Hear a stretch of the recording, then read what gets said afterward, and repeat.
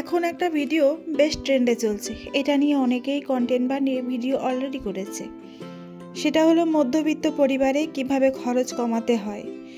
এগুলো আমরা বেশ অনেকটাই জানতাম বা জানি অনেকে, আর যেগুলো জানতাম না সকলের ভিডিও দেখে শিখে ফেলেছি। উপকার হয়েছে অনেক।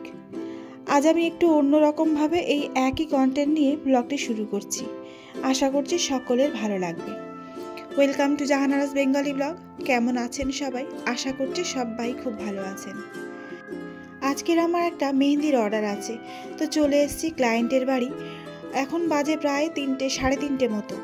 তো আমাকে 3টের সময় আসতে বলেছিল, তো বেরিয়ে আস্তে আস্তে 3:30 বেজে গিয়েছে। হাজব্যান্ড আর কি দিয়ে গিয়েছে। হাজব্যান্ড এখান থেকে আবার ডিউটিতে চলে যাবে, আর আমি এখানে এসেছি। আর আমার ছোট জায়ানকে রেখে এসেছি জিসাদের কাছে, যেহেতু জিসাদের স্কুল নেই, ওকে রেখে এসেছি। আর জিসাদ যদি স্কুলে যেত তাহলে আমার ছোট বোনের কাছেই ওকে রেখে আসতাম। তো চলে এসেছি এখানে। আমি আগেও এনাকে এদের বাড়ি করে গিয়েছি, যে এদের বাড়ির যে বউ তার আর কি যখন বিয়ে হয়েছিল গত ফেব্রুয়ারি মাসে, এবছরই ফেব্রুয়ারি মাসে আর কি 2024-এর।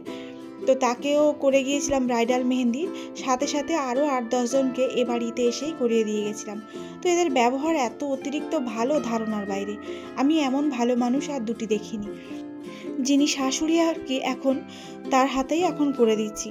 এখন এবারে আর কি দুজনে করবে, শাশুড়ি আর বৌমা। তো যাই হোক, বৌমাটি আর কি কোথাও গিয়েছিল, এসে রেস্ট করছে। তো শাশুড়ি যে আর কি বলবো, আমি এনাকে মিঠুদি বলি। তো ইনি আর কি বললেন যে আমাকে আগে করে দাও, তারপরে ও করছে, সবে কোথাও থেকে এসছে তো ওই জন্য। তো আমি বললাম বেশ ঠিক আছে, আপনার হাতেই আগে করে দিই। তো তার হাতে মেহেন্দিটা করতে করতে আজকের টপিক সম্পর্কে আপনাদের সঙ্গে দু একটি কথা বলি। তো আমরা অনেকেই জানি, বা আমরা যারা নিম্ন মধ্যবিত্ত ফ্যামিলি থেকে বিলং করি, তারা প্রত্যেকেই সেভিংস করে চলার চেষ্টা করি।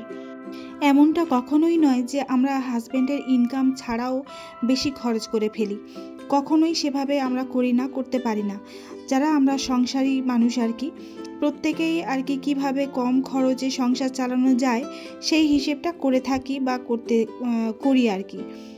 হাজব্যান্ড যখন বেশি খরচা করতে চায়, আমরা ভাবি যে না, এইটাতে করো, তাহলে এই জিনিসটা কম খরচ হবে, বা ওইটা এতটা কেন কেনার দরকার, বা এই জিনিসটা এতটা করার দরকার কেন। আমার সংসার, আমি তো চাইবই যাতে একটু কম খরচ হয়। তো যাই হোক, এটা তো সবাই করে, আমি এই কথা বলছি না।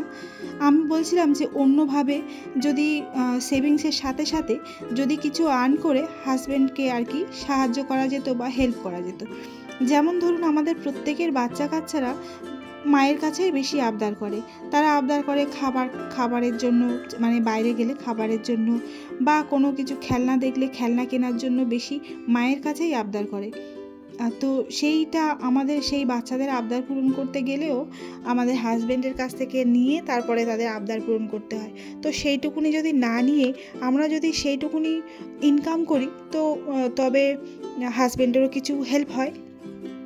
তো যেটা এই খাতে খরচা হচ্ছিল সেটা সেভিংস হয় আর কি। তো আমরা সংসার সামলে এমন কিছু কিছু কাজ করতে পারি যেগুলো আর কি টুকটাক ইনকামের জন্য আর কি, যেগুলো খুব কাজে দেয়। তো আমরা প্রত্যেকেই কিছু না কিছু গুণে গুণী, প্রত্যেকের মধ্যেই কিছু না কিছু প্রতিভা আছে। যেমন যে পড়াতে পারে সে টিউশন পড়ায়, যেমন আমি টিউশন পড়াই, আমি মেহেন্দি করি।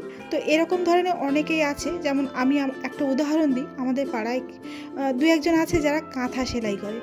তো সবাই তো আর সব কিছু পারে না, বা এই যেমন কাঁথা সেলাই করার ধৈর্যটা আমার মধ্যে নেই, আমি ওটা পারবো না। তো কেউ কেউ আছে কাঁথা সেলাই করে। আবার অনেককে দেখেছি মাটির চুলা তৈরি করে সেগুলো বিক্রি করে। তো এভাবেও আর্ন করা যায়। আবার অনেকে ছাগল, হাঁস, মুরগি পালে আর কি, সেগুলো পেলেও আর কি সেই থেকে আর্ন করে।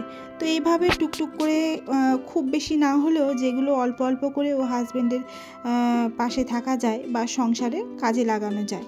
তো আমি সে কথাই বলছিলাম যে সেভিংসের সাথে সাথেও যদি আমরা হাউসওয়াইফরা যদি বাড়িতে সংসার সামলে কিছু করতে পারি, তাহলে সেটা আমাদের সংসারের জন্য খুবই উন্নতি হয়, খুবই ভালো হয়। আবার অনেকে আছে কেক তৈরি করতে পারে, তারা কেক তৈরি করে। কেউ কেউ হোম ডেলিভারি করে, রান্না করে, যাদের রান্নার প্রতিভা আছে তারা রান্না করে হোম ডেলিভারি করে। আবার অনেকে আছে সেলাই থেকে অনেকে আর কি ইনকাম করে।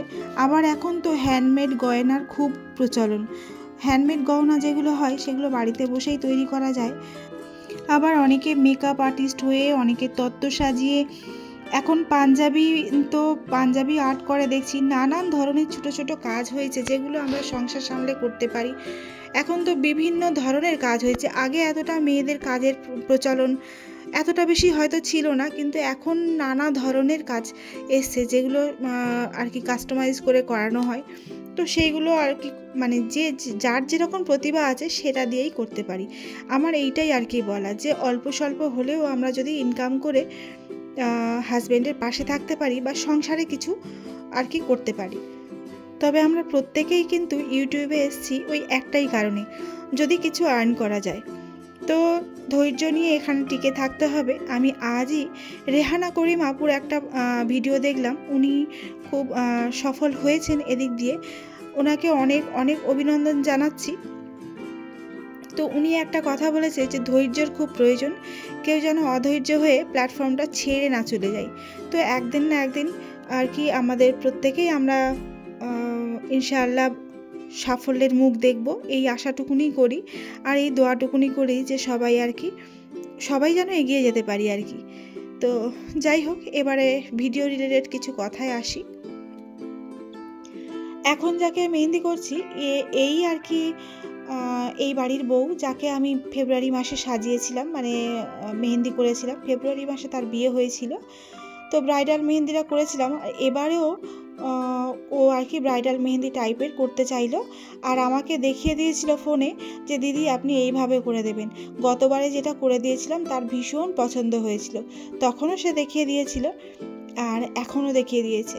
আর আমাকে খুব আবদার করে বলেছিল, দিদি আমি আলতা পরবো, আমাকে একটু ছোট্ট করে পায়ে মেহেন্দি করে দেবে? তো আমি বললাম হ্যাঁ হ্যাঁ করে দেবো।